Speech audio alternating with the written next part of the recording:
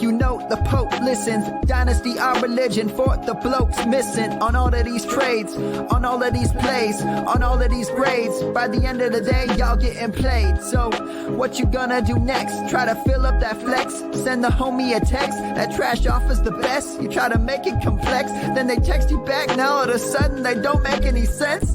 Broaden your horizons, boy. Dynasty's not for the Simons, boy. These trades not for consignment, boy. Respect your opponent, y'all some piranhas, boy. This my advice from me to you. Open up your cute little podcast queue. Search up GOAT District, my dude. Pop it in your ear, man. Y'all know what to do. It's the... And I always be traded. And I always be traded. And I always be trading. Y'all try to betray them, but first you gotta bait them. Fish.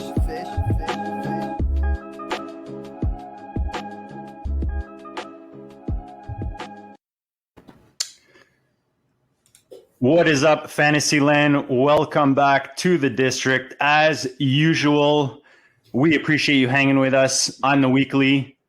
Make sure you press that big red subscribe button if you haven't done it already. A like, maybe. Notification button is nice. Get a little reminder when the lights go on. Dan, how are you, brother? I'm doing well. How about you, JD? I mean, you're the one who's got all the fun going on right now. All right. Oh yeah. Juggling a few balls, as they say.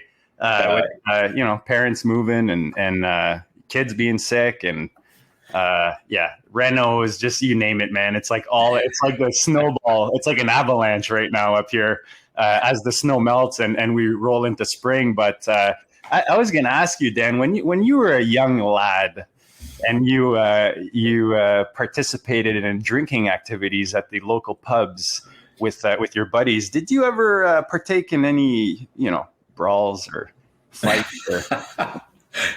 I am a lover, not a fighter. Yeah. Yeah.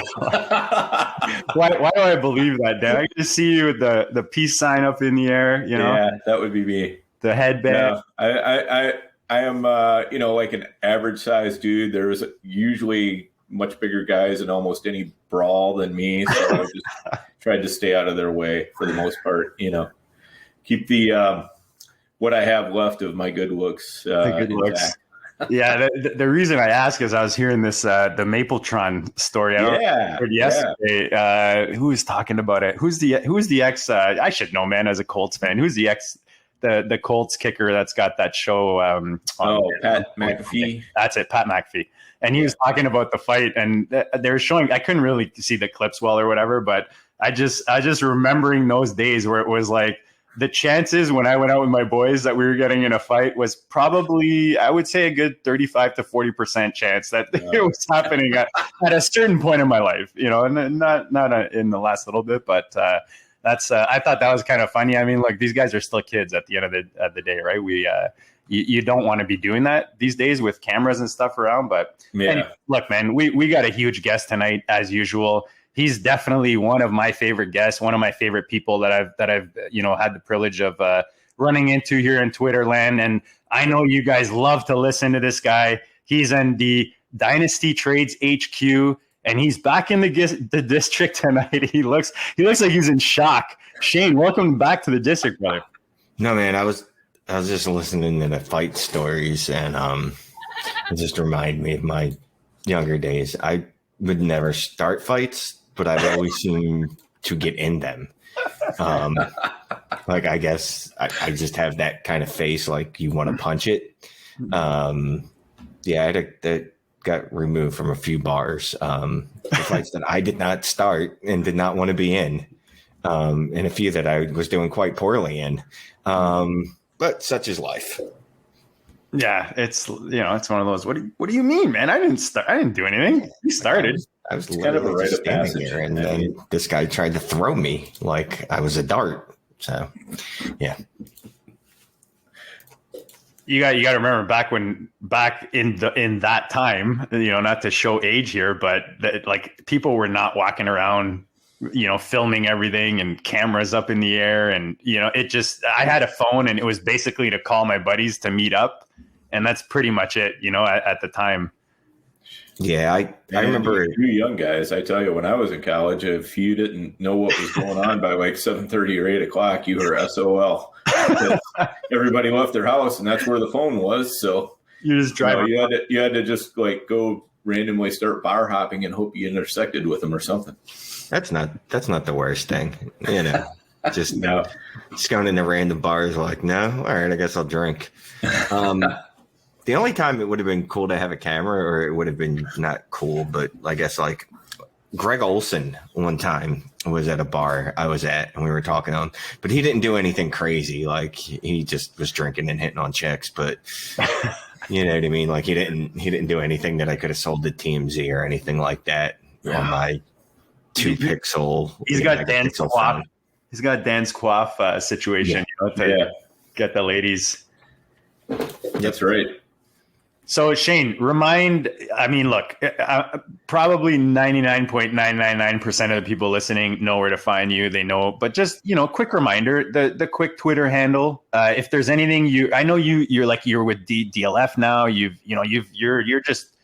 climbed up the ladder, dude, since last time you've done this year. Let's face it, you're big time now. We had to reach out to some people. It was like a whole thing, so.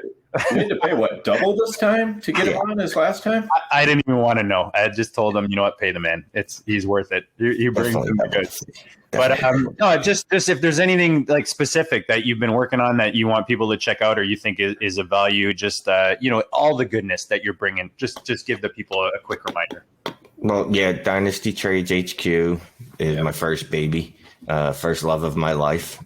Then I write for DLF. And we actually just dropped the DLF Dynasty Draft Guide. I put some work into that. Addison Hayes, Ryan McDowell, John Hesterman, Jeff Smith, Scott Connor, Ken Kelly. Really great DLF people. If you're a DLF subscriber, you get it for free. If you're not a DLF subscriber, you should probably go become one, and then you can get it for free, or you can just buy it for $25 if you want. So we just dropped version 1. I'm a DLF subscriber, and I didn't know I could get it for free. Yeah. It's on the homepage there. It's this lovely picture of Justin Jefferson. 130 pages, version 1. Wow.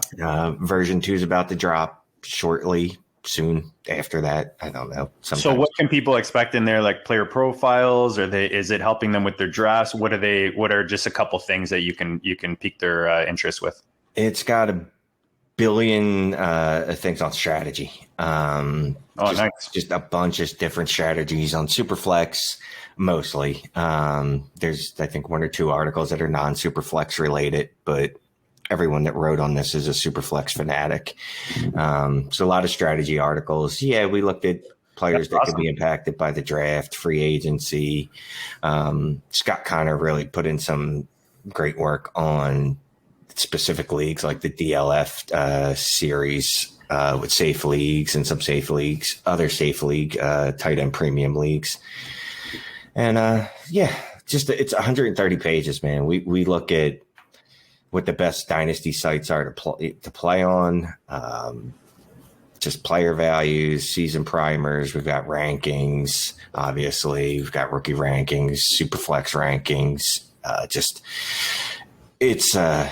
It's a beast. And version 2, I'm excited. It's going to have my strategy article on trading during a startup draft, where I dove into some ADP over the last few years. And took me about a month to get the article where I want it. wrote it about 4 different times before I finally got the one I wanted. So I'm excited for that. That'll be in version 2. And then obviously, we'll look at some of the free agency impact. And I'm also on let's see what else, on DLF, Manic and Chill with my buddy Scott Connor. I would say we're bi-weekly. Bi-weekly on the YouTube. Is that politically correct, Shane, these days? I don't know. So Shane is saying he's bi? Yeah, I've mentioned that before. I'm polynormous. I don't think that's a word.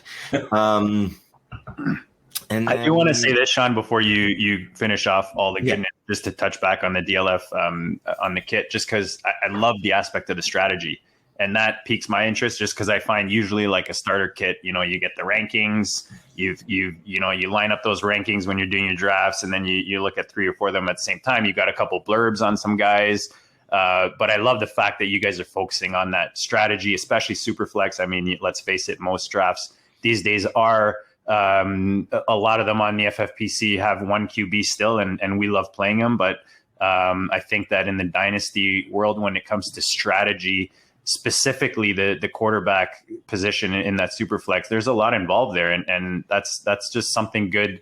I think that's a good unique approach that you guys have taken with the draft guide, and I think that'll pique a lot of interest. Not that the site doesn't already, because it is. I mean, I know that for me, I was telling Dan right before you even came on, and I forgot for a second that you were with DLF, and I was telling him that's literally like the first site I ever joined was DLF. I used to read their articles like religiously, just that was basically the only thing at the time.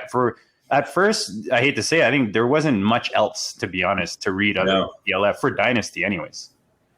Yeah, when I first got into Dynasty, DLF was the first place I headed to, and it definitely ramped up my learning curve a lot. So I was the OG, right? Yeah. First thing I started doing when I started playing Dynasty, same thing. I just typed in Dynasty football because I didn't know what I was doing. You know what I mean? But I was like, this is awesome and I want to do it. And I think that was one of the first sites that came up, and I subscribed immediately. I subscribed since I started playing, and then last year I started writing for them after some life changes. And it's been awesome. I mean, really, everyone there is awesome. There's a ton of people that I worked with before at DFF before that too. So that kind of made it an easy transition. And then you're working with guys like Ken Kelly and Ken Moody and Ryan McDowell, who are all just really nice people, which counts for a lot.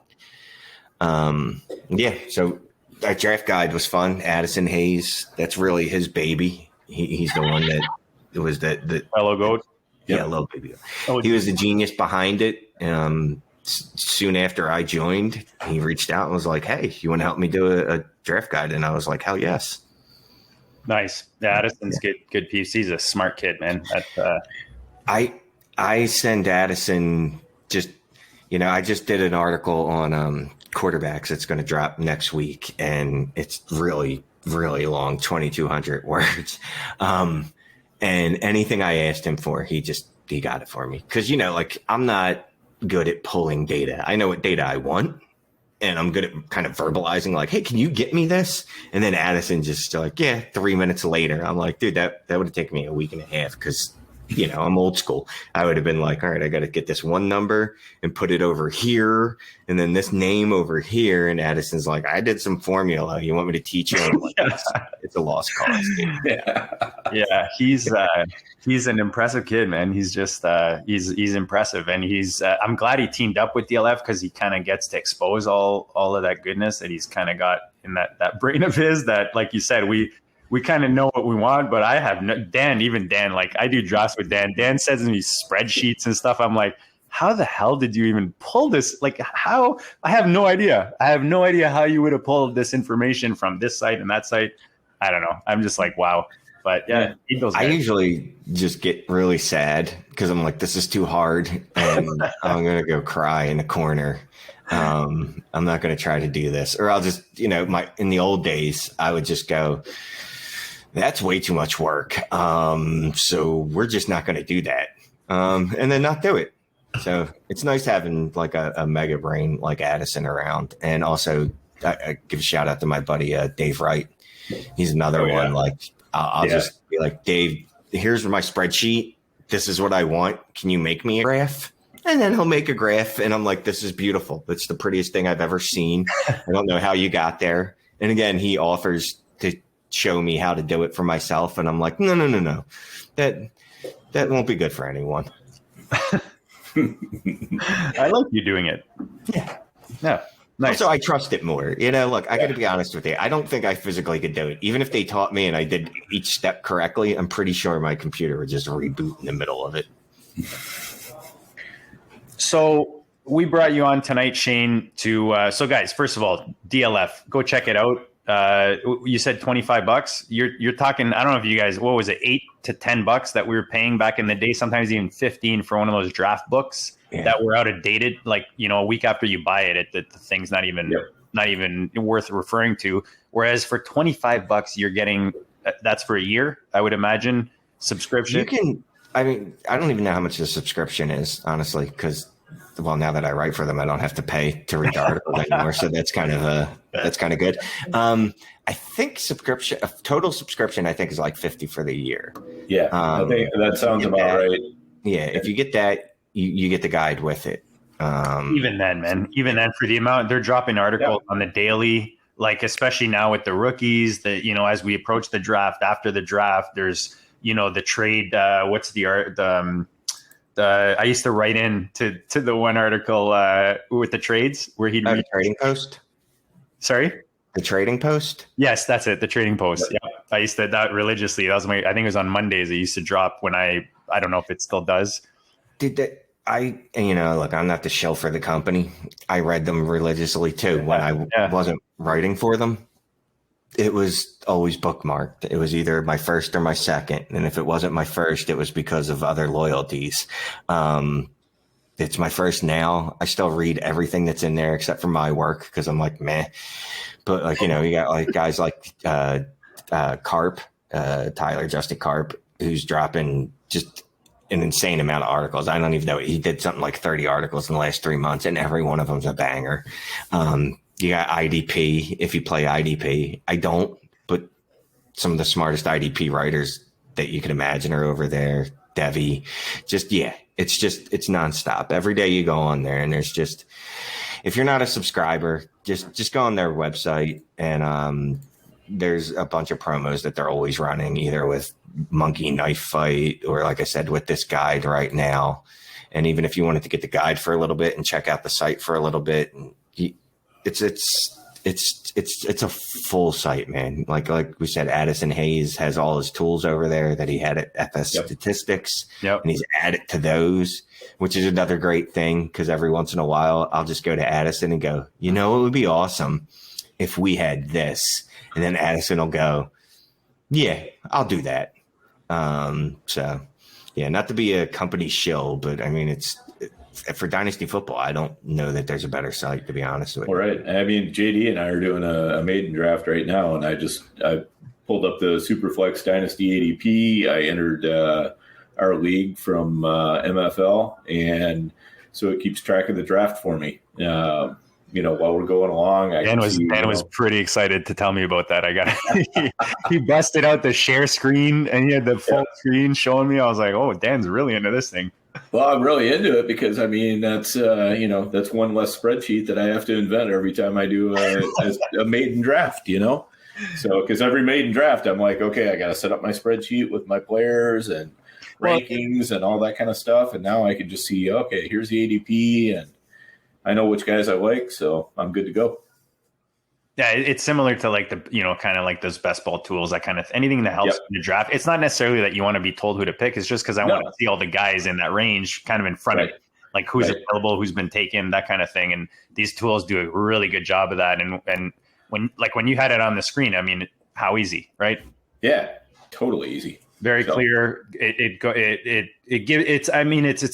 just makes life simple for you when you're drafting. Right now we're in draft season, and this was not meant to be like a DLF commercial, but if you're listening to this, you're in Dynasty. We say it all the time. It's March. So if you're listening to this, you're obviously in a Dynasty, you're passionate about this. And if you're not already a member of DLF, go check it out. It's definitely an awesome site, Dynasty League Football.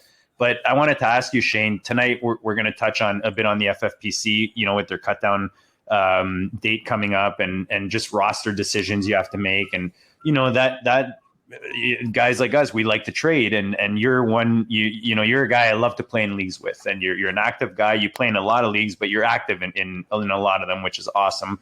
Now, what's something that you're doing with your rosters right now in Dynasty? You talked about, the articles and all that kind of stuff, but on your personal side, I know you play in one or two leagues, maybe a couple more. What's something that you're doing right now in your leagues to improve or just to kind of maintain? I'm down to 40 leagues. Is that where you're down to, for real? It's roughly. That's good. That's better than last time. Dan, do you remember how many you had? It was over 50. But I remember I was like, wow, and I thought I was big time. Yeah, it was. Look, man, it was. Everyone has a limit, and sometimes you don't know it until you get there, and then you go, "Oh, okay." So I stepped over that line. That line. That was it. That was me last year. Yeah. So I'm kind of like you, JD. I'm not a spreadsheet guy. Like I don't, and I respect all the people that do it. Like they're like, oh, I keep all my teams on a master spreadsheet and I refer to that spreadsheet to see how many shares of this player I have and blah, blah, blah, blah. And, I thought about doing it a couple times and then got about an hour into it. And I'm like, this is awful. I never want to do this again. So what I do is, I go for a walk every day, usually about an hour and a half, and I will check out every one of my rosters throughout the week, just to look at what moves I want to make. I'm checking the trade bait from the other teams because we're in that part of the season where people are actually updating their trade bait fairly regularly.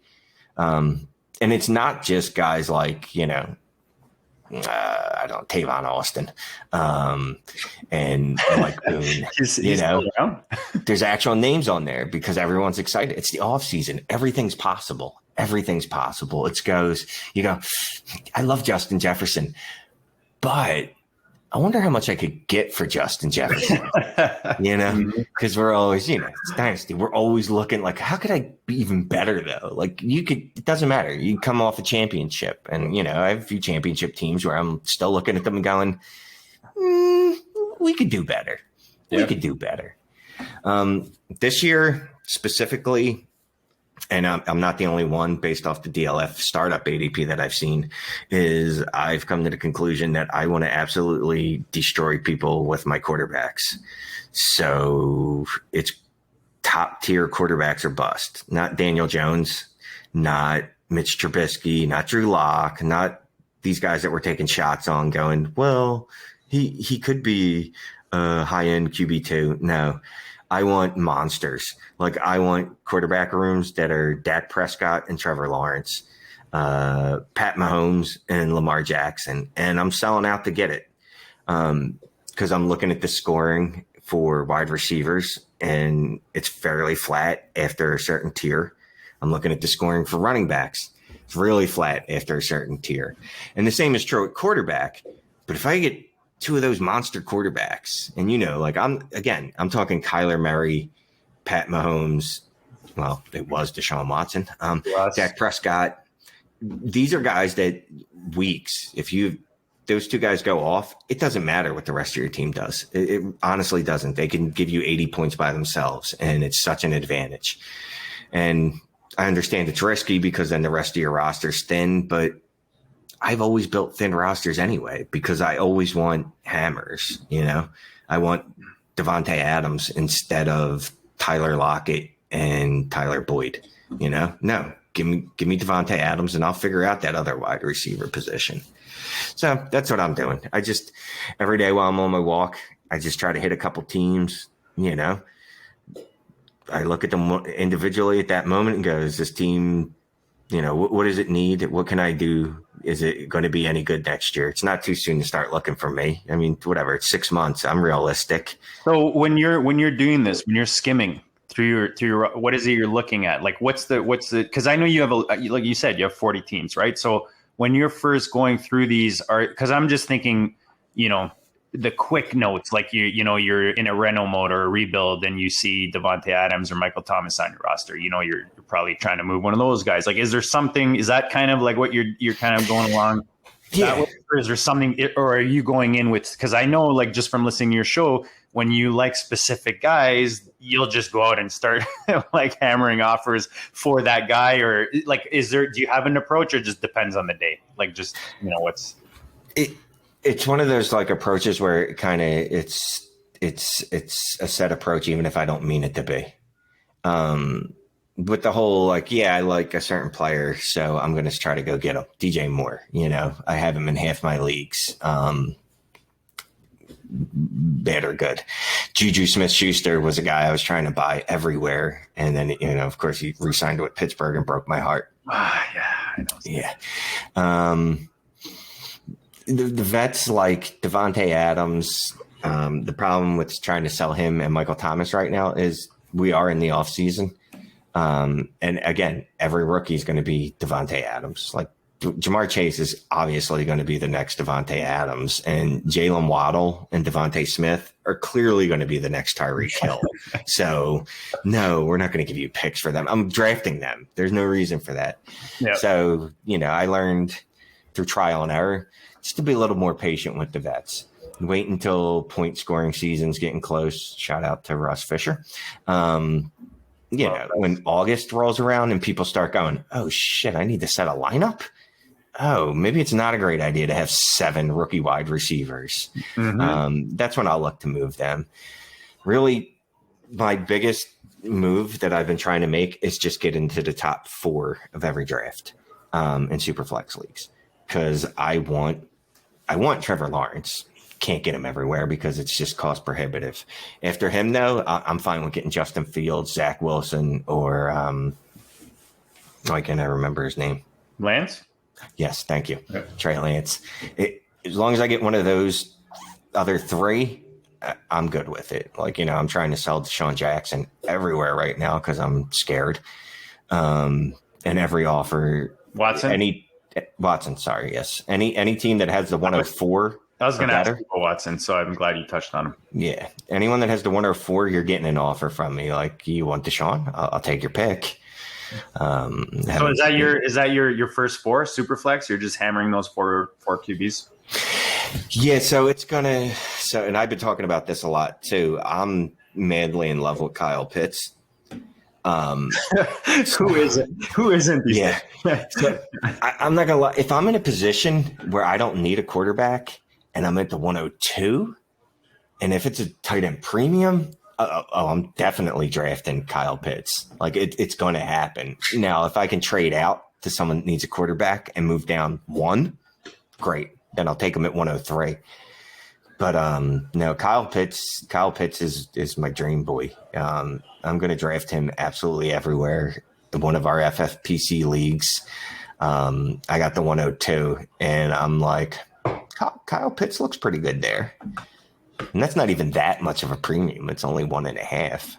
Right. See, Kyle Pitts is like, when I was younger, I'm still like, I'm just not into blondes. Like, they're just not my thing, and like everybody loves blondes, blue eyes. And Kyle Pitts is like, I'm not drafting like a rookie tight end. I don't care if they tell me that he is going to part the sea when he walks on the field, because I mean, guys, we've like Gesicki. Oh, he's a specimen. Like, I get how good he's supposed to be, or he will be, but he's still coming into the most difficult position on the field. And people just like, so you tell me this, Shane, you're hyped for him right now. Are you drafting him thinking he's going to help me week 1? When are you like, what's your expectation? Because I feel like managing the expectation is where the key is. Oh, my expectations are completely off the charts for this. Yeah. Like, it's not even remotely reasonable. Like, I've, my patron chat for the HQ, like we obviously we talk about football, well, amazingly fantasy football. And we talk about Kyle Pitts all the time, or at least I do. And I was saying yesterday, I expect Travis Kelce production from him by year 3. And if he doesn't give that to me, I'm going to be disappointed. And I see John, he brought up Njoku and Howard. Kyle Pitts is better than both those guys by any prospect model. And I'll admit I fell for Howard and Njoku too, because I love athletic tight ends. I don't know who doesn't, right? There's no one that's like Njoku. I still have hope for Njoku, you know? Yeah, and that's the thing. I'm still holding out hope for both of them 4 years later, despite all lack of evidence. But, you know, there's smart, really smart people in on Kyle Pitts. Scott Barrett just wrote up in Fantasy Points his tight end model and had him as obviously the tight end one, and basically said, like, this is a guy that has Hall of Fame potential. Daniel Jeremiah, noted scout, has been talking him up about how he might be the best position player in the draft. Ray GQ, of Ray GQ, Destination Devi, there you go. He's been talking about him for as long as I've been listening to his show, so at least a year and a half. Yep. And it's just he's a better prospect than Evan Ingram was. And Evan Ingram was a really, really good prospect. And Evan Ingram really smashed year one. Now, after that, there's obviously been some issues. But Kyle Pitts, the thing I love about him, he's a tight end in name only. Like, anyone that drafts him, they're not putting him in line. He's not blocking. He's going to be in the slot, or they're going to split him out wide because he's 6'4". I mean, he's been comped to Calvin Johnson. Like, that's his obviously Calvin Johnson's pretty lofty, but like that's his closest like physical comp. So yeah, I'm in love with Kyle Pitts. I just feel like the hype train gets to a certain point where I can almost guarantee that I'll be able to buy him at a discount at a certain point when he doesn't live up to the expectation. That's the only thing that my experience is telling me here. Dan, you can chime in. You're the wise. You teach me. You're like Mr. Miyagi, man. You just teach me patience. You taught me how to wax on, wax off. Like, you know, so just I want to hear where you are with like, you know, the talent's there. I want to know where you're at with this rookie, because this is a big deal right now with where we are right now. Right. So I think you're with a lot of tight ends. You're right, JD. The time to buy is not right away. I think the problem you're going to run into with Pitts is that he's going to go so high in especially tight end premium drafts. You know, it's basically his biggest truther is probably going to try to get into position to take him and grab him. So in a lot of leagues, you're going to have somebody who's going to have the patience to hold on to him for, you know, a couple of years or whatever, if they have to wait and see how it turns out. You know, they're going to have so much invested in it, both in terms of whatever, you know, they spent to get that rookie pick and use that rookie pick, but also kind of emotionally invested in it too. Because when you're talking about people who are emotionally invested in picks, then it gets a lot harder to get them to let go. And I think he's one of those people that, one of those players that really is going to drive that emotional side of it too. Is there a landing spot that puts him in 101 on the FFPC 1 QB? I mean, or does he not need it? Because does somebody just go right in and say, you know what, I'm just taking him right here? I mean, I won't be surprised if a few FFPC leagues he doesn't go 101. My guess is he's probably going to be going a lot of 103, something like that. There, you know, the running back thirst is always real, and so you know a lot of people with that 101, 102 are just going to take that running back because they know that, you know, Najee Harris is going to produce right away. Travis Etienne is going to produce right away, whereas with Pitts, you're really hoping he will produce right away. You think he'll probably produce right away, but you know, I'd be less convinced about Pitts producing than Najee Harris, right? Assuming that, you know, Najee went to a good spot. Look, I will say it's pretty much, I have not heard anyone who's not liking Pitts quite a bit right now. Like Shane mentioned, a lot of people that I respect, same thing, are you know, really hyping him up. Just to use the saying, but it's fantasy, right? You love hearing that guys like this are coming up into the league. So I hope he does. But again, it's one of those things where I got to follow my gut, my experience. I'm the old guy. So, but I hope he does. I'm kind of in the spot where I'm going to, I have enough higher picks, and especially in the FFPC, I've picked up a few leagues where I've got, 101, 103, 104.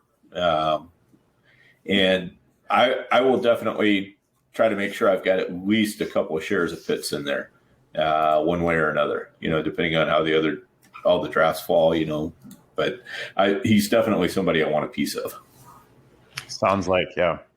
But JD, I mean, look, if your approach has worked, I mean, honestly, with tight ends, because most of them fail.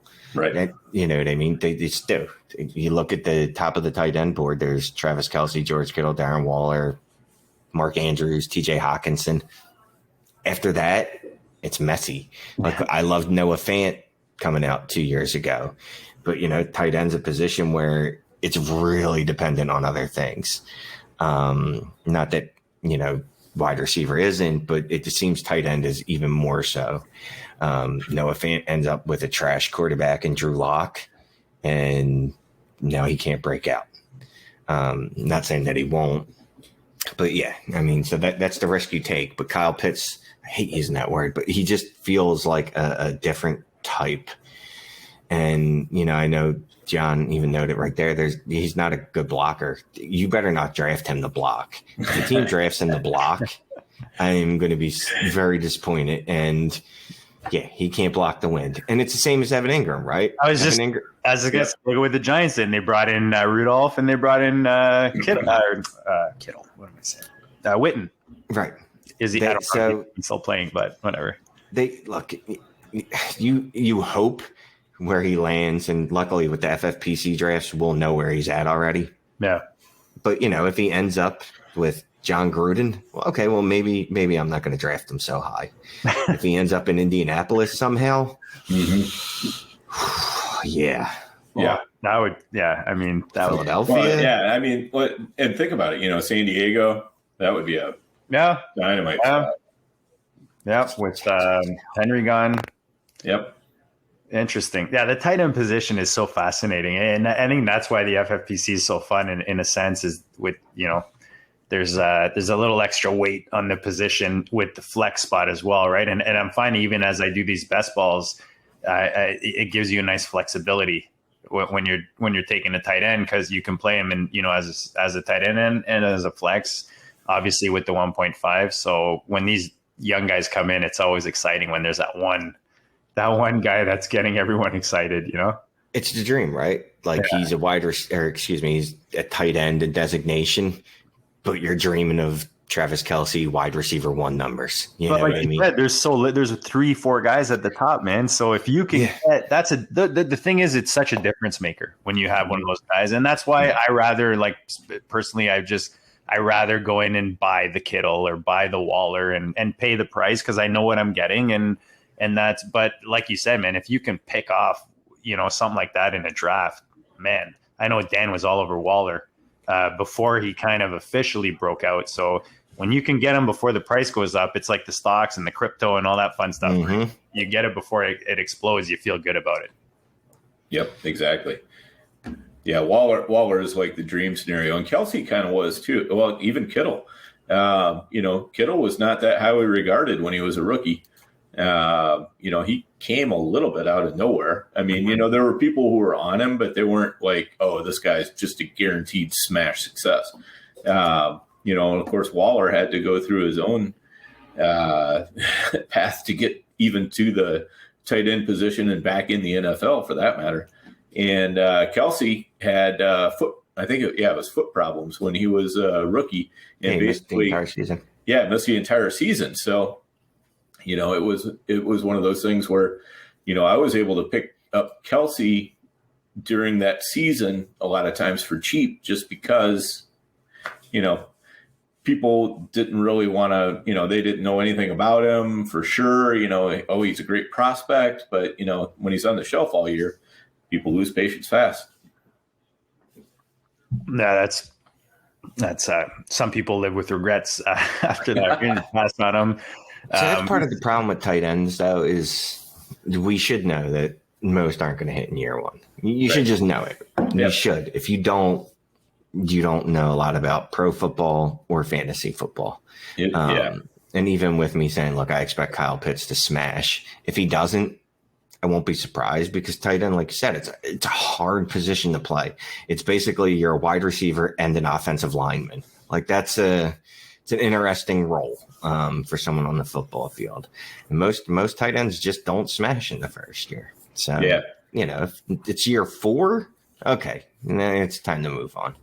But I think, on that point, like if Evan Ingram hadn't smashed his first year, I'd have been a lot more off him, just because he was, the way he was lining up, he wasn't being asked to block too much, and he wasn't, being tasked with that very much.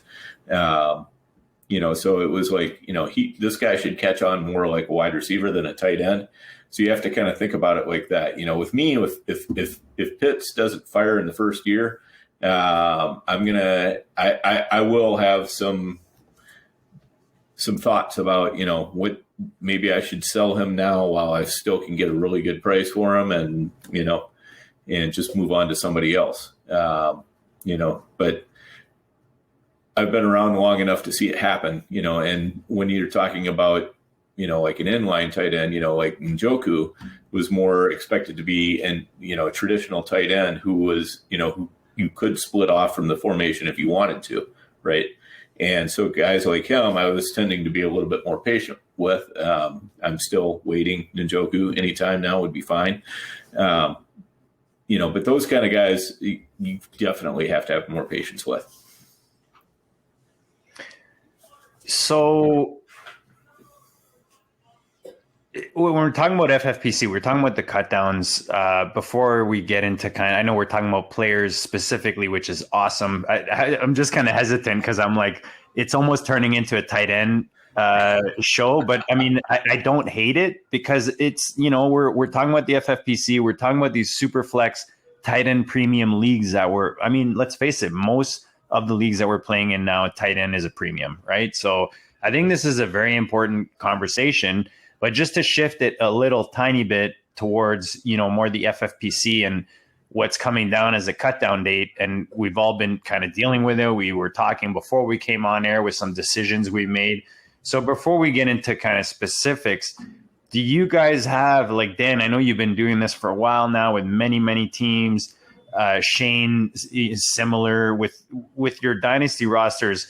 Do you have looking on a macro level, is there something like an approach that you have when you get into this time of the year?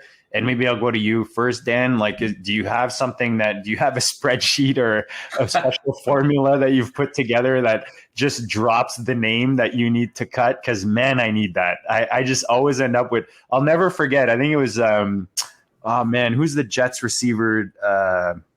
He's not with the Jets anymore. Jets, Washington, short guy, slot receiver. Crowder. Yes, Crowder. It was between Crowder and I don't even remember the other guy. This is like years ago. And they were the last 2 guys on the end of my bench, FFPC, and I had to drop one, and I was going back and forth. And the year that I dropped Crowder, out of the 2, and that was the year he just went off, and it was like, I hate FFPC cut down dates. It's like, you got to make these decisions. So Dan, what's like a little tip or something that you can give the listeners as we approach this, the deadline that's coming super soon? Yeah. So I'm kind of, in a way, almost thinking about cut downs almost year round in the FFPC. Like at the end of the season, I'm looking at my roster, and, right before the trade deadline, I'm looking at, is there, am I going to have problems around cut down time? And is there maybe a trade or 2 I can make to try to help consolidate things down a little bit? Get some better players in my starting lineup. And there's 2 reasons behind that. Number one, if you're a contender, you want to get the better players in once you get past most of the buys. But also, you're going down to 16 players eventually. And if I'm a non-contender, I'm looking to, use all those IR spots and get as many guys, as many just basically lottery tickets on my team as I can.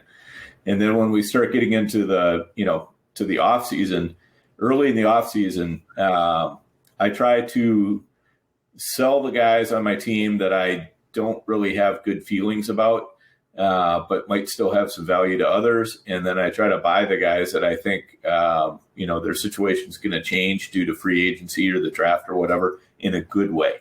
Right. So I try to get them early before people really start thinking too much about cut downs, because I find I can get those lottery tickets a little bit cheaper. I can sometimes, for a guy I think who's going to lose value, obviously I want to sell him right now when I think he has more value. And then, as you get really down to like this last week, then you're starting to see a flurry of deals, right, in all your leagues. Everybody's making moves. And this is a time where, if you've got that extra, couple extra fourths or a couple extra fifths or whatever, you can sometimes get a pretty nice player just because, the owner is really stuck. They're in the same position JD was. I've either got to cut Crowder or I've got to cut this other really good player. And I don't want to really cut either one, but I don't have a choice. And then you swoop in, and I just picked up Raheem Mostert yesterday for a 6th rounder. Okay. Obviously Mostert, anything could happen with him, but when you can get him for a 6th rounder, because, the guy who had him, he was stuck. He was like, this is my 17th player. And I just said, you know what, I'll make your last cut easy. And I gave him a 6. And he's like, you picked out the exact guy I was going to cut. So that's kind of how I do it. I like the, and I think that's important if you're listening, and because I'm just thinking, Dan, the really sharp DM that we're in together, a league that we're in together with some super sharp guys. And I think about the action I was seeing FFPC wise between those guys and what they were doing with their rosters, and even just the rest of FFPC land, including myself. I'm completely guilty that I this year was one of those where it kind of came up quicker than I expected, and a lot of the moves that I was playing on I didn't get to. But I'm just thinking that that's probably the writer downer right now, is try to get ahead of the game and not wait to the last week and send like those 3-for-1 deals where the guy's like, dude, I can't take on 3 new players on my team. I've already made those docs. So Shane, what's your kind of, whether it's approach or strategy or tip when you're looking at cut downs, whether it's FFPC or other leagues that you're in where they might have that rule implemented? I try to do best, and this would be a good time to use a spreadsheet, I guess, is remember what types of players are actually going to be available on waivers when the season comes, because those are the guys you should be cutting. Because, sometimes you end up just holding on to a guy because you're telling yourself, oh, yeah, but if this happens and then this happens, then, all right, look at it realistically. Is this a guy that you could get off waivers in 6 months? Yes. You're looking at a Giovanni Bernard. Does he have any value right now? Right now? No. Could I trade him for a 7th? Maybe. But am I even going to keep that 7th rounder, 6th rounder? Probably not. You know what I mean? Sure, I can get it, and I can try to package picks later. Like Dan was saying, and you were saying, you get all these offers like, hey, you want these 36 players for 1 draft pick? And you're like, no, because I'm going to cut the same exact guy. Like, his name might be different, but I'm cutting the same exact guy from my roster. FFPC, man, it really makes you dig in, because you're only allowed to keep 16 players, regardless if it's Superflex. And really, it's only 14, because you got to keep a kicker and a defense. I have Raheem Mostert. It's funny. Dan was talking about Raheem Mostert. There's a good chance he's going to end up cutting one of my leagues. Quarterbacks, even it's Superflex, and I'm like, oh, but in any other league, I'd hold on to Jordan Love in a Superflex, right? Do I hold on to Jordan Love now? I don't know. And I won't know until I get the email from Dave Gerzak that, hey, you're one over the roster limit, and we're going to make the cut for you if you don't do it. Yeah. So what you're saying is you push it all the way to the end. I do. It's funny because I'm super proactive in MFL leagues. It feels like because there's more space. I can take more risk and be wrong. These FFPC leagues, because the roster spots are so premium, I don't want to guess as much, I'm less likely to go, give me Marquise Brown on this roster, like, no, no, no. The more sacred, right? The roster spots are like more sacred. And I feel the FFPC kind of works a different part of your brain. And that's kind of what you like, because you're kind of like me, right? We're in so many MFL leagues where you're like 30, 40 deep and, you got taxi squads. And whereas the FFPC is the opposite. It's like you can only have so many people at this party. Who are you inviting? Like that's kind of what it's like. You're praying for injuries sometimes during the season. Yeah, like, totally. Makes it someone to get hurt. It makes it easy. Yeah, totally. Yep. Like when when the kickers and the defenses start having their bye weeks. Oh man, it's the worst time of the year for me because I'm like, especially when you have a good one. Because man, kicker, right? Yeah. And then I get into the kicker roulette where I'm picking up a new guy every week because I can't hold a roster spot. I can't hold 2 roster spots for a kicker. That's insanity. Right. I know. You just got to kind of be looking, ahead, and looking to make that skip early, like try to catch the guy who already had his bye or catch the guy who's got a bye really late. If you got a guy whose bye is really early or something like that, and you just, I'm always looking for that kicker that's about as good as the one I have right now that for whatever reason, for reasons of the bye would be a better person to have on my roster right now. If your kicker is got a bye in week 4, I'm going to try to find the kicker that's got a bye in week 13 or something like that. And just ride it out on that week 13 kicker until I can again jump horses to somebody who's already had their bye. So what else are you going to do? You definitely do not want to be holding 2 roster spots for a kicker. And, one of the biggest mistakes I see right now is, I look in all my leagues and I see guys with, I'm looking at one league and there's a guy he's down to 16 players and he has Tom Brady and Daniel Jones, both rostered. And it's like, why are you rostering Daniel Jones right now? You can pick him up in the 7th round if you want him of your rookie draft. I mean, he's doing you absolutely no good. He'll be available on waivers. Right. Exactly. You're much better off to, take an interesting flyer on some other player, whether you're talking about, even if you're talking about, Mostert or, Jeffrey Wilson or whoever, a player like that has a chance to really, really help you out. Whereas the odds that Daniel Jones is going to be a league winner, I mean, I don't think they're good, or even worse yet, 2 kickers or 2 defenses. Once you're down to 16, what's the point of that? I mean, maybe they're both good, but so what? No, that's what I was saying, man. Just look at your roster. Raheem Mostert, he's got a path to RB2 season, right? RB2 season. That's good because we got to start a couple running backs in the FFPC. We know we got to start at least 2. We could start up to 4 with the flexes. Mm-hmm. I'm probably hoarding running backs more than I am wide receivers for that same reason. Yes.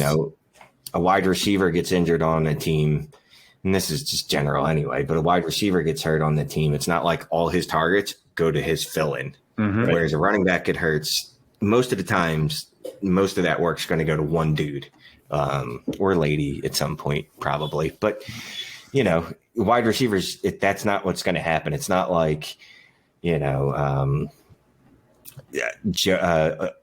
T. Higgins gets hurt. Well, now I have Auden Tate, so he's going to move up and he's going to be the new T. Higgins. Like, no, Auden Tate's going to get cut on my roster, and Raheem Mostert will stay.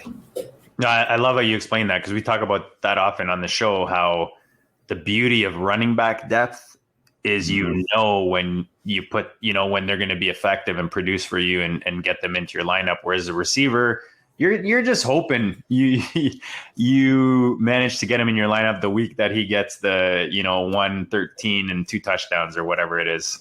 Whereas the running back, they're starting, they're going to get volume or they're not. It's a little easier to play around with. Right. And then the other thing with the FFPC is, let's talk during the season now. Okay, now we're up to 20-man rosters, and you've got those 3 IR spots. So every team can have a maximum of 23 players, right? And you only have to start 2 wide receivers.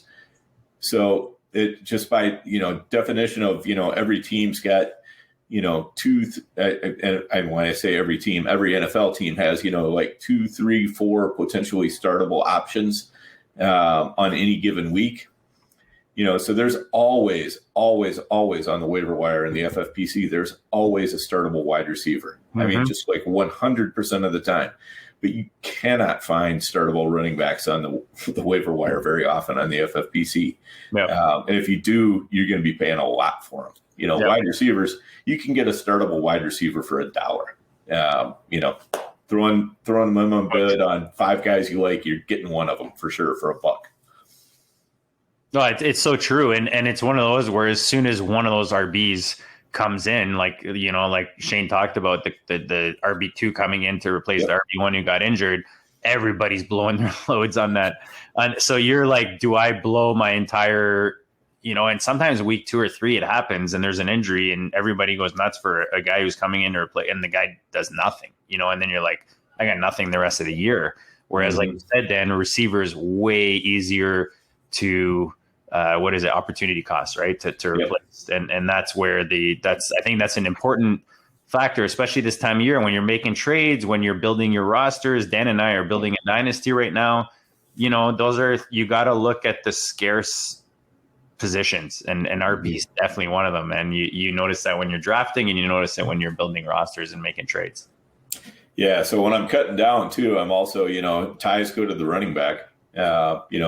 If I'm talking about I got to get rid of either Gio Bernard or Darius Slayton, bye-bye, Darius. You're gone.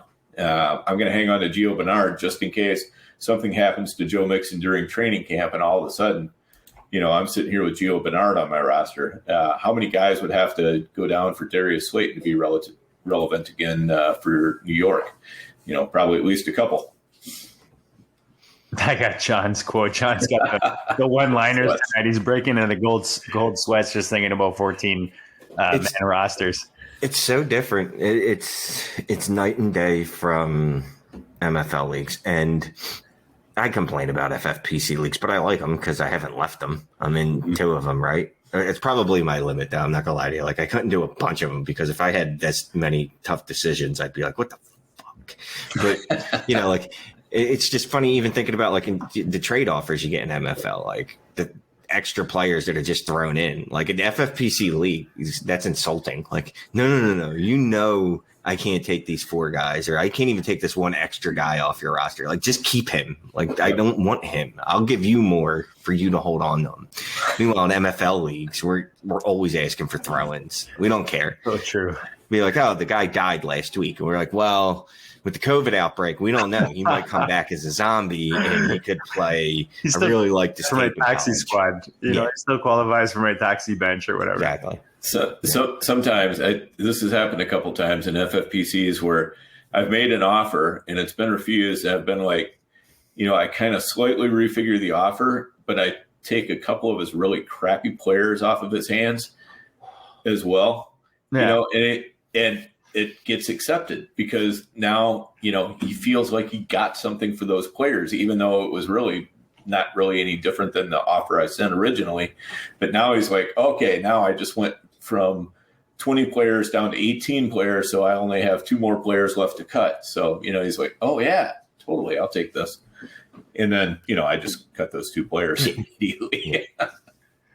And that's one of the fun things about FFPC waiver wires is there's actual useful players on there. Right. Yeah. After week 6 in MFL, you're just like, unless of, catastrophic injuries at one position where a running back keeps going down or quarterbacks keep going down, you're just like, I don't want to have to pick up any of these people. Like, I know I have to because, I have to, but I don't want to.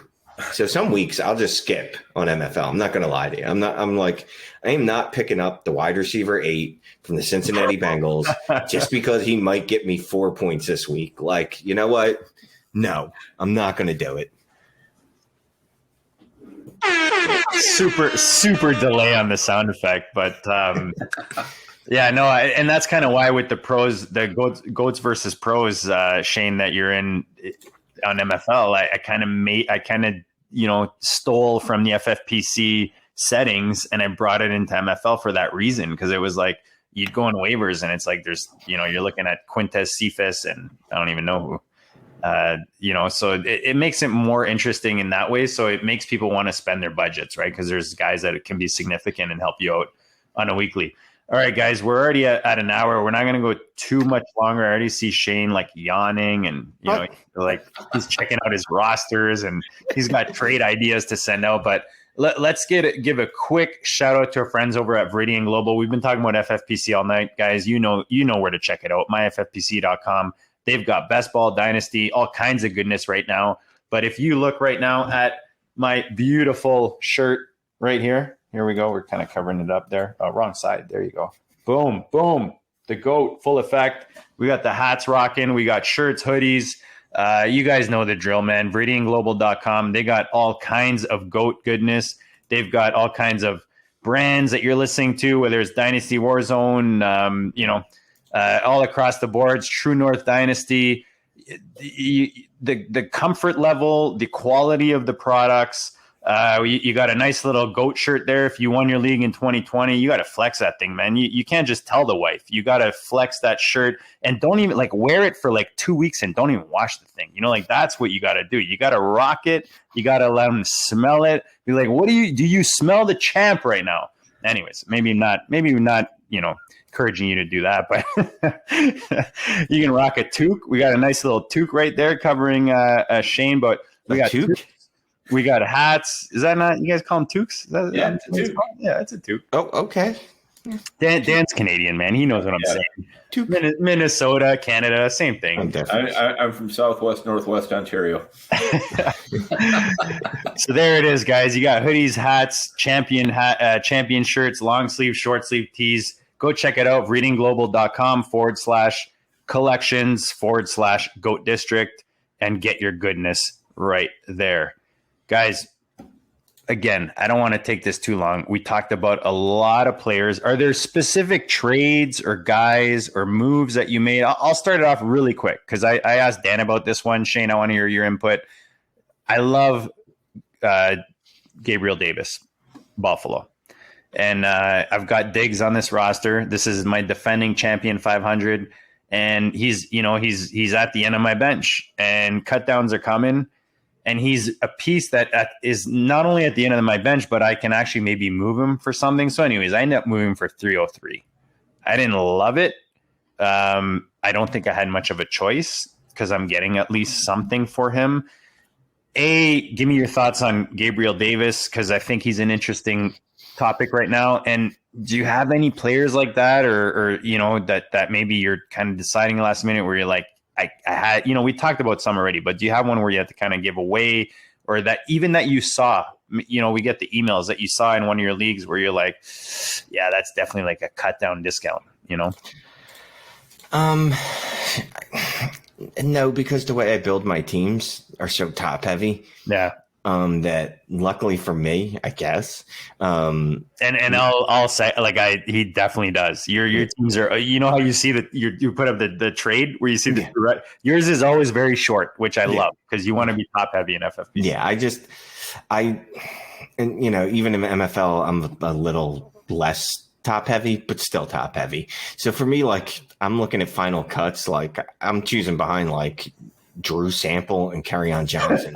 That's really not that hard. You know what I mean? It's pretty easy for me to go in and I'm like, oh, okay, cut. And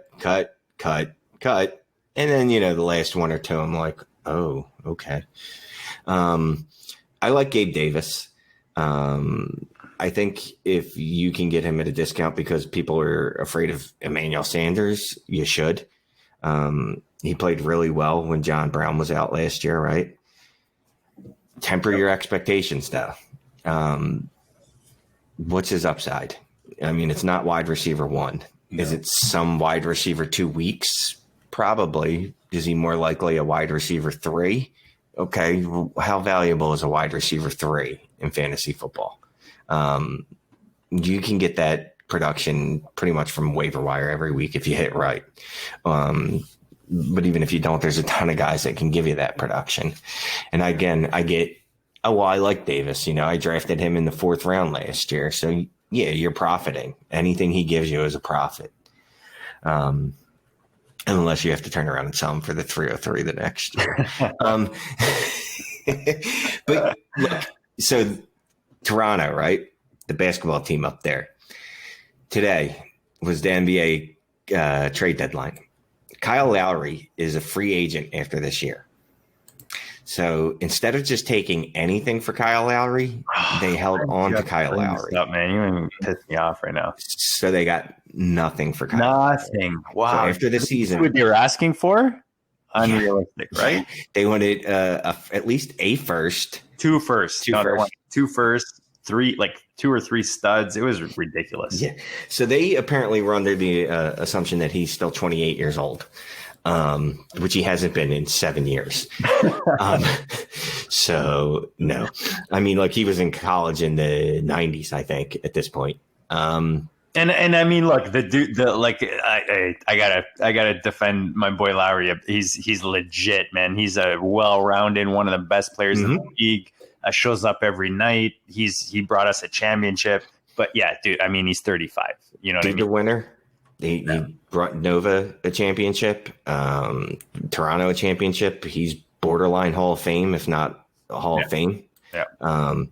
But yeah, just the comp to Gabe Davis is concept though. You got to get something. Yeah. You got to get something. Something is better than nothing. Like, and I hate when people complain about trades and they're like, oh, I would have gave you more. You didn't offer more, because if you did, we would have made that trade. Yeah. So, look, I like Gabe Davis. I like him a lot more in MFL leagues than I do FFPC leagues. So getting the 3-3 for him, I think, is actually pretty good. Is it going to hurt when he throws out a wide receiver 2 week next year? Yeah. But you won't remember it when he has, 6 weeks of wide receiver 4 production. So it'll be okay. It'll be okay. I love him a lot more in MFL. And, that's because we can start 12 to 14 players in some leagues. So we can't do that in the FFPC. So I'm fine with that. Dan, anything to add on Gabe Davis before I throw clutch like Shelley's to trade on here? He was supposed to be on with us tonight, but he I don't know if he doesn't want to share it. Anyways, he got injured and surgery is messy, but this trade, I'm curious to throw it on a table. So let me know when I can, present the hors d'oeuvres to Shane. Yeah, no, go ahead. I mean, I think Shane just nailed it on Gabe Davis. It's, you'd love to get a second for him, but at this time of year, you take what you can get.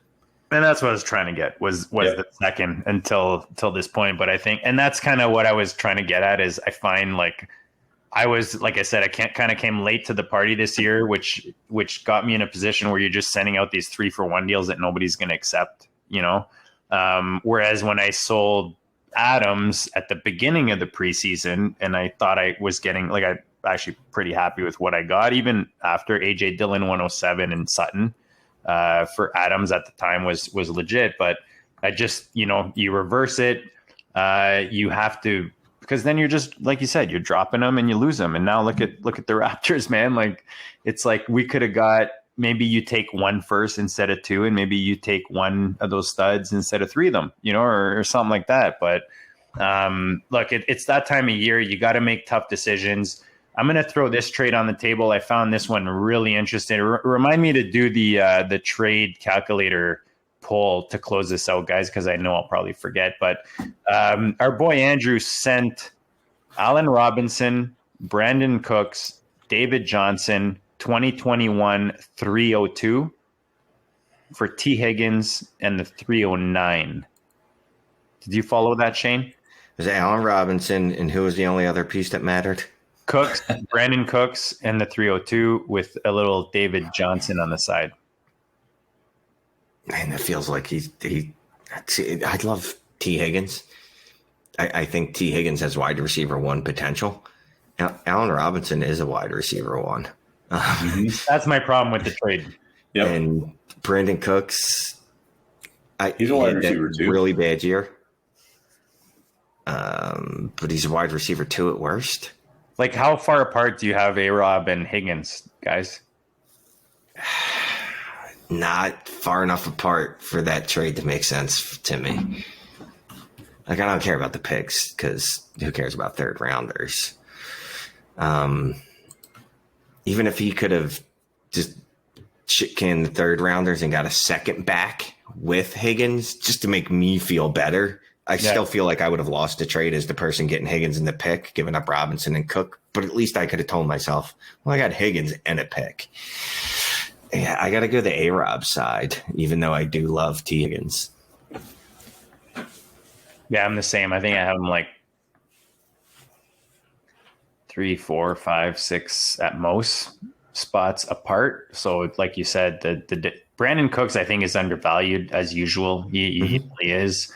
David Johnson is David Johnson. The 30, maybe 302 and David. No, actually, that doesn't make sense. I was going to say 302 with the 309, but.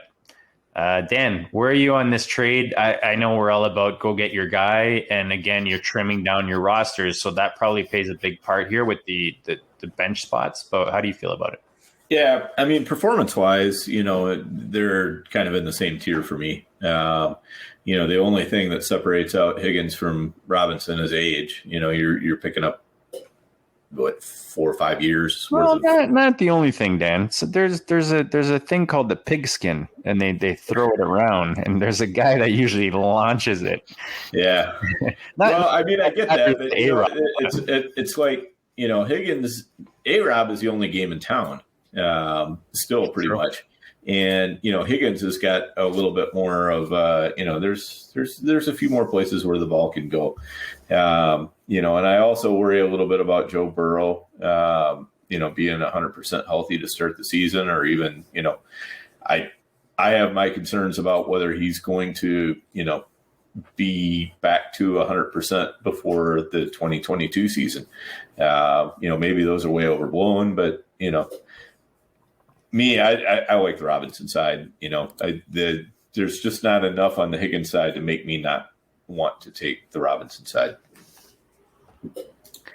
What's funny is I love Higgins too, and he's a guy. I did a write up on him. I forget for what, and as soon as I was finished the write up, I go, all right, I need to go send out trade offers everywhere for Higgins. And, isn't that the way it always works? Yeah. Yeah, you start researching a guy and you're all like, dang, man. Yeah. Time to go send out offers one way or the other. Yep. Unfortunately, I didn't pull many of them off because I'm also cheap. And I didn't send great offers out. I was just hoping people remembered him with Ryan Finley or whoever the hell was playing quarterback after Joe Burrow.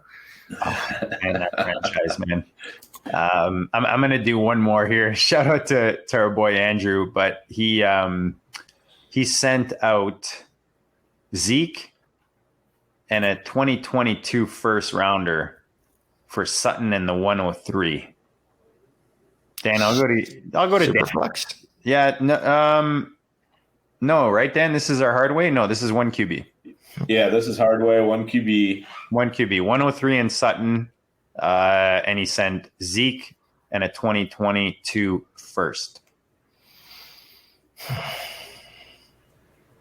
It kind of depends on what you're going for here, but I'll take the 103 in Sutton, just because I'm more of the opinion that Zeke is closer to washed than not washed, and the 2022 first, that's a year away. So, the 103 we know is going to be a really good player this year. We certainly hope so. 103 is a top tier pick. I think there's a little bit of a tier break at the 104 between the 103 104. So I like the Sutton 103 side a little bit better, though. If I was going for a title, I might take the Zeke Elliott side. I'm fine with the 103 side. I'm a noted and longtime Zeke hater. I assume this shocks me. I mean, how can you? I thought he was on your favorite team. Same. I keep every year, and one year I'll be right. I keep saying, no, he's going to fall off a cliff. Mostly because he's not that good. Right. Mostly line, but I guess that truly doesn't matter. Whatever. But anyway, now I take the 103 side. Yeah, I'm going to get myself probably not Najee Harris, maybe Travis Etienne or Jamar Chase or Kyle Pitts. I'd be okay with that. And Sutton's a nice little piece. And look, 2022, from what I know of the class, I haven't dug in too deeply, is not that great of a class. 2023 is the class that you want. It's Dynasty, so we're always saying things like that. But I got a full year to get that pick back anyway, so I'm good with that. And you get out from Zeke, who's still only 25, but that's the age cliff for running backs. Historically, he's got one more year in him, and he's not one of these fun, agile, spry little running backs that's going to be able to elongate his career as a receiving weapon. You know, he catches passes, but he's not a receiver. You can move Zeke for 103 and Sutton and Judy. We were talking, Dan and I, earlier, like that because of the QB scenario in Denver, like there's so much value in my opinion right now. And Sutton with the 103 for Zeke, I'll take that all day long. Right. I think, again, you've got Zeke's trajectory, as I try to say that word, is going in one direction, and that 103 is just going in another direction. And for me, Sutton can only go back up because, I mean, he's, injured, but dude looked like a beast before he got injured. So his quarterbacking can't really get any worse. Exactly. So, yeah. In theory, right? Yeah. I mean, trade for Mitchell Trubisky. God help them if they do. But that's like when you hear your friend cheated on his wife, and then you see who he cheated with, and you're like, oh, dude, she doesn't even have teeth. Why would you do that? Come on, man. Oh man, yeah, that's. But Denver is one of those teams that's probably, if there's going to be a team that trades up in the draft, I would think Denver would be one of the ones that would be most likely to do it. I'm looking at Denver, I'm looking at San Francisco, I'm looking at New England. Those to me look like the teams that are more likely to trade up and try to pick off a quarterback. And even if they, like say the Jets decide they don't want to stick with Darnold and they take Fields or Wilson or something like that, then all of a sudden Darnold's available and you can,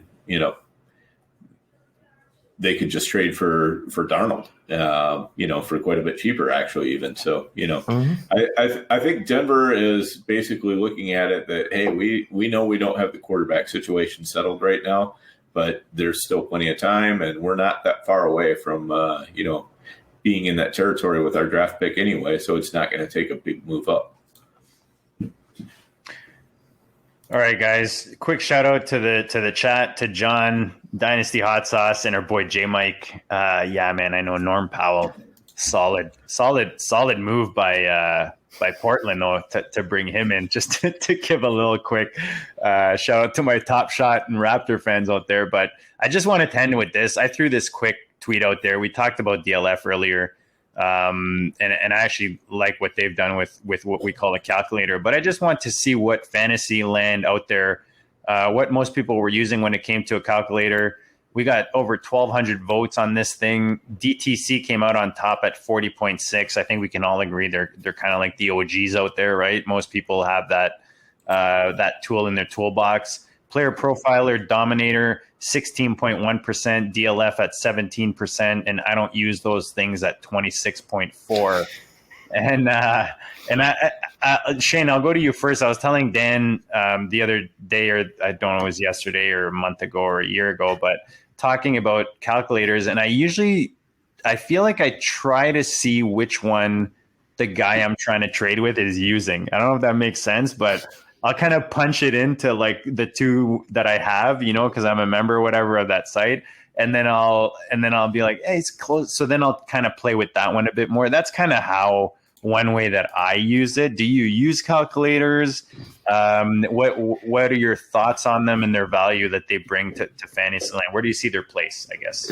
So calculators are a funny thing, right? When we first start playing, most of us swear by them. Then we start playing a little bit more and we're like, oh, I'm too smart for this shit. I don't need a calculator. Only noobs use calculators. And we start to thumb our noses at people that use them. And I'm at the point now where I've played long enough. And part of that is we want to feel like we're smarter than the room. But the smartest people know that they don't know everything. So I actually still use calculators because not for every trade and maybe not even for a lot of trades, but I will use them for trades when I'm like, I don't know. I don't know. I don't know. Like, or am I missing something here? Like, let me throw this in the calculator. Like, this seems wildly off to me. Is it me or is it them? And I'll throw it in the calculator and it'll give me an idea. And it's not like if the calculator says it's 40 points on this side more, then I'm going to be like, well, that's a slam dunk. But at least it informs my decision. And I think if you don't use tools to inform your decisions, then you're an idiot. And if you think you're too smart to use tools, you're also an idiot. So I like trade calculators again. And this is an evolution because yes, when I first started, loved them. Then I got to that phase where I was like, I'm a pro. I don't need them. Screw them. I'm smart. And then came back around to going, you know what? Only a moron doesn't use tools that are available to them. I'm a subscriber to DLF. I'm a subscriber to a couple other sites. One or two of those have trade calculators. I'll use them. Why wouldn't I? And yeah, when someone sends me a DTC screenshot, I'm going to send them a DLF one and go, well, that's what this one says. You know what I mean? If we get too in the weeds about it. But, and again, calculators are just that, like they're tools. And there are humans behind the algorithms. This isn't an exact science because it's just not. You know what I mean? These aren't binary numbers. There's some human element involved in even the creation of these algorithms that weigh things differently. So just use them as a tool. Don't be the guy that's like, well, my calculator says that this is a great deal and you should accept it. Don't be that guy because no one will like you. And I got a feeling if you're that guy, most people haven't liked you most of your life and for reasons like that. So don't do shit like that. But I like calculators and I'll use them. Like I said, not for every trade, but I'll definitely use them. And I like using them for trades that I'm like formulating in my head. Because a lot of times the hardest trade to come up with is that initial offer. When you're like, well, I don't want to offer too much. This feels too much. Or is this too light? Like, go use the calculator. Why not? Just to get a rough idea of like, am I on the right path here? Dan, what are your thoughts? I think it's a good starting point, right? Like it's like a kind of a guideline, like an ADP. Yeah, exactly. I mean, I thought Shane said it beautifully. I mean, it's a tool. You should want to use your tools.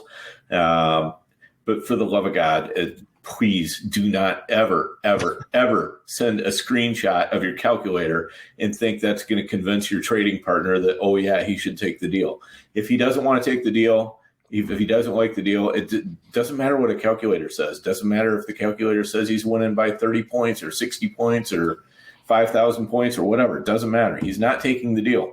And it's a screenshot of a calculator is only going to piss him off and make him a less good trade partner down the road. So keep your calculator to yourself. You can laugh at him and say, what a rube. Why didn't he take this deal? It was so good for him. But, that's his prerogative. It's his team. And don't shove calculators down people's throats. Dan, you might have to make our next GOAT shirt. Keep your calculator to yourself somehow. We'll get Dan or Matty Big Chest or one of our boys to work on now. And I kind of like that. That was good, guys. It's we could go on forever. I don't want to keep Shane too long and keep the listeners even too long. But I thought this was a really good discussion. We touched on a lot of good things. We didn't really follow the show sheet, which is always way better. It always ends up way better. But, it's kind of like the calculators and the ADPs and stuff. It's just you have a little guideline and, you follow it as much as you can. And But Shane, always a blast, man. I like I said, you're one of my favorites just all around. Remind the people where they can find you, all the DLF goodness, any other goodness you're dropping out there in fantasy land, and any parting words you have for them as we approach this cutoff, this FFPC cutoff. At Shane is the worst on Twitter. Dynasty Trades HQ podcast. Also do a Tuesday live stream. We haven't actually come up with a name. I think we call it Turn Up Tuesday for Join Our Circle. I might take this offer. What is it? What is it? Come on. You gotta tell us now. So, I'm trying to get rid of Deshaun Watson in a league that we happen to be in. I was going to say I can offer from you in that one. Yeah, I'm trying to move him in. This is like the best looking offer I've got. Irv Smith, the 112 and a 2022 second for Watson and a 313. It's tough, man. Watson is tough right now. It's rough going. You're going to sell at a loss no matter what if you're selling. Mm-hmm. Yeah. But I have no words of wisdom because I'm not all that bright. Just try not to be a douchebag in general, and usually that works. Love that. Thanks a lot, brother. Thanks for coming on. Dan. Oh, man. Thank you for having me on, by the way. I'm terrible at saying thank you for stuff. So thank you for having me on and working around my schedule to have me on. You guys are always awesome. Look at that. The polite Canadians rubbing off on Shane here. I know, right? Who is this guy? No, I love having Shane on. I mean, he's definitely, salt of the earth, a man of the people. You can say it however you want, but Shane is one of the most well-grounded people that I know in a lot of ways. So you're always a lot of fun to talk to, and so thanks for coming on today. And yeah, you can find me out on those Twitter streets at Overhyped Sweeper, and right now I'm deep in the weeds on one startup and hoping to get deep in the weeds on another one here in another week or so, or just a few days, I guess. So, it's a good time of year, and the draft is less than a month away. So exciting times. Yeah, a couple more drafts that Dan dragged me into. these high stakes leagues that we're all right, let's back up. Okay, so here's how I dragged JD into it. Hey JD, I'm in this league. Do you want in? JD's like, yes. Yeah. No, I usually give you the one line that I'm trying to cut down, and then I say yes. Yes, exactly. Yeah, but I don't have to do any arm twisting whatsoever. I mean, it's just, basically I throw the offer out there, and he'll kind of, it's a very he'll halfway say no before he jumps right back in and says yes. Yeah, it's a rubbery arm. It's hey man, it's it's just fun. It's fun, man. We draft. It's just fun owning teams together, and right. Yeah, tonight was tons of fun, guys. I love this kind of talk, the kind of the strategy, especially something specific like the FFPC cut down and just some of the moves that people have to make this time of year. So I think it was great talk. We want to thank you, the listeners, of course. Make sure you subscribe. Any like buttons, shares are always appreciated. Any 5-star reviews if you're listening to this on a podcast. Make sure you check out Shane, Dynasty Trade HQ, DLF. He's awesome, man. I'm sure you guys know. Check him out on Twitter. Check out our supporters, man. We have awesome partners we work with. We talked about a couple of them tonight in the FFPC, myffpc.com. Go play on there, the best site to play fantasy. And Viridian Global, /collections, GOAT District. Get all your GOAT gear there. Like I said, they got a bunch of other stuff, even non-brand related, just fantasy football, fun shirts. Go check them out on the site. Dynasty Depot, if you're in the FFPC, you want to wheel and deal, build rosters, sell them, buy them, go bid on rosters, dynasty rosters, dynasty leagues that are on the FFPC that don't fold, you want to get into, this is your way in, man. It's just bringing a whole new dynamic to Dynasty. So we appreciate them and the goodness they're bringing. Go check it out. And just stick with us. Like I say every week, stick with us this offseason. We're bringing in some awesome guests. We're going to try to hit on topics that'll help you guys build your rosters, get ahead of your league mates, stay safe, stay happy. And like we tell you every week, we'll check you all later.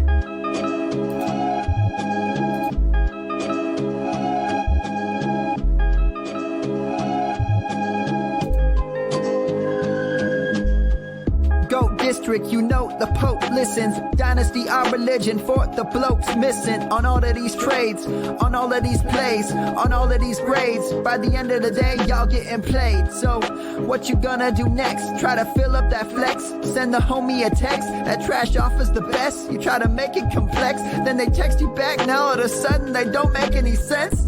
Broaden your horizons, boy.